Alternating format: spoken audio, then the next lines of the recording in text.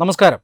ഈ അടുത്ത കാലത്തായി അന്താരാഷ്ട്ര തലത്തിൽ ഏറെ ചർച്ച ചെയ്യപ്പെട്ട ഒരു ഇന്ത്യക്കാരനാണ് നിഖിൽ ഗുപ്ത. നിഖിൽ ഗുപ്ത ഇപ്പോൾ ചെക്ക് റിപ്പബ്ലിക്കൻ അധികൃതരുടെ കസ്റ്റഡിയിലാണ്.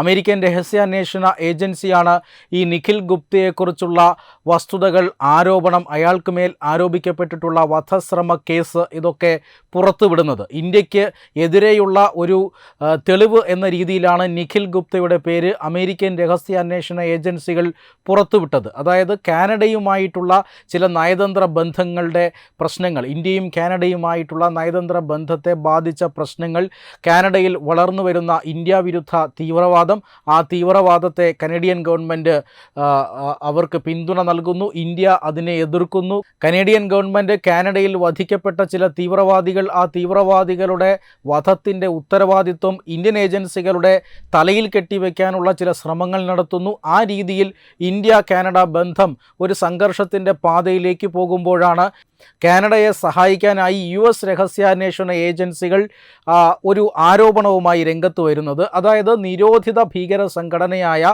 സിഖ് ഫോർ ജസ്റ്റിസ് എന്ന സംഘടനയുടെ തലവൻ ഗുർപത്വന്ത് സിംഗ് പന്നുവിനെ വധിക്കാൻ ഇന്ത്യൻ ഏജൻസികൾ ശ്രമിച്ചുവെന്നും ഒരു ഇന്ത്യൻ ഉദ്യോഗസ്ഥൻ്റെ അഭ്യർത്ഥന പ്രകാരം അല്ലെങ്കിൽ നിർദ്ദേശപ്രകാരം ഈ പന്നുവിനെ വധിക്കാൻ ശ്രമിച്ച ആൾ നിഖിൽ ഗുപ്തയാണ് എന്നുമാണ് അമേരിക്കൻ ഏജൻസികൾ പുറത്തുവിട്ട വാർത്ത. അതിനോട് ഇന്ത്യ വളരെ ശക്തമായി തന്നെ പ്രതികരിച്ചിരുന്നു.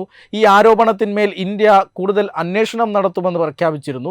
പക്ഷേ അമേരിക്ക അടക്കം മുന്നോട്ട് വെച്ച ആ തെളിവുകൾ പര്യാപ്തമല്ലെന്നും ഇന്ത്യ ഒരിക്കലും ആ രീതിയിൽ പെരുമാറിയിട്ടില്ലെന്നും ഇന്ത്യ നീതിയെ അംഗീകരിക്കുന്ന ഒരു രാഷ്ട്രമാണ് എന്നും ശക്തമായി തന്നെ പ്രതികരിച്ചിരുന്നു. പക്ഷേ ഈ നിഖിൽ ഗുപ്തയെക്കുറിച്ചുള്ള മറ്റൊരു വെളിപ്പെടുത്തലാണ് ഇപ്പോൾ പുറത്തു വരുന്നത്. നിഖിൽ ഗുപ്ത തന്നെയാണ് ഇക്കാര്യം ഇന്ത്യൻ സുപ്രീം കോടതിയെ ബന്ധുക്കൾ മുഖേന അറിയിച്ചിരിക്കുന്നത് എന്നുള്ളതാണ്.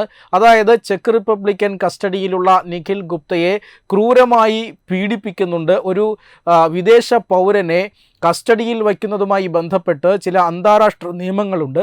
ആ നിയമങ്ങളൊന്നും തന്നെ പാലിക്കപ്പെടാതെ ഗുരുതരമായ നിയമലംഘനങ്ങൾ സൃഷ്ടിച്ചുകൊണ്ട് ചെക്ക് റിപ്പബ്ലിക്കൻ അധികൃതർ തന്നെ പീഡിപ്പിക്കുന്നുണ്ട്.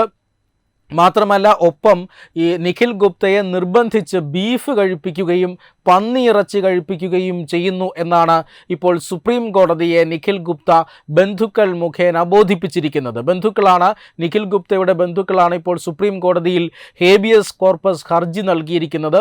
ഈ ഹർജിയിലാണ് നിഖിൽ ഗുപ്തയുടെ വെളിപ്പെടുത്തലുള്ളത്. അതായത് തന്നെ ഇവർ അനധികൃതമായി കസ്റ്റഡിയിൽ വച്ചിരിക്കുന്നു, അവർ മർദ്ദിക്കുന്നു, താനൊരു ഹിന്ദു മതവിശ്വാസിയാണ്, മാത്രമല്ല ഒരു സസ്യാഹാരി കൂടിയാണ്, സസ്യഭക്ഷണത്തിൽ വിശ്വസിക്കുന്നയാളാണ്. തന്നെ ഈ രീതിയിൽ മതവികാരം വ്രണപ്പെടുത്തുന്ന രീതിയിൽ മതവിശ്വാസത്തിന് എതിരെ തനിക്ക് ബീഫ് നൽകുന്നുണ്ട്, അതുകൂടാതെ പന്നിയിറച്ചി നിർബന്ധിച്ച് കഴിപ്പിക്കുന്നുണ്ട്. ഇത് രണ്ടും തൻ്റെ മതവിശ്വാസങ്ങൾക്കും അതുപോലെ തന്നെ തൻ്റെ സസ്യഭക്ഷണ രീതിക്കും എതിരായ സമ്പ്രദായമാണ്.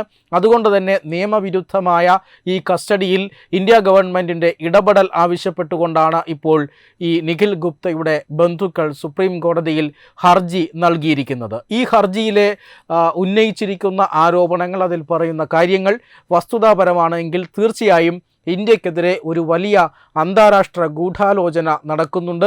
ഗുർപത്വന്ത് സിംഗ് പന്നൂൻ എന്നത് ഒരു ഭീകരവാദിയാണ്. ഇന്ത്യ നിരോധിച്ചിട്ടുള്ള ഒരു സംഘടനയുടെ തലവനാണ്. ഇന്ത്യക്കെതിരെ ആക്രമണങ്ങൾ നടത്താനുള്ള പദ്ധതിയിട്ടിരുന്നയാളാണ്.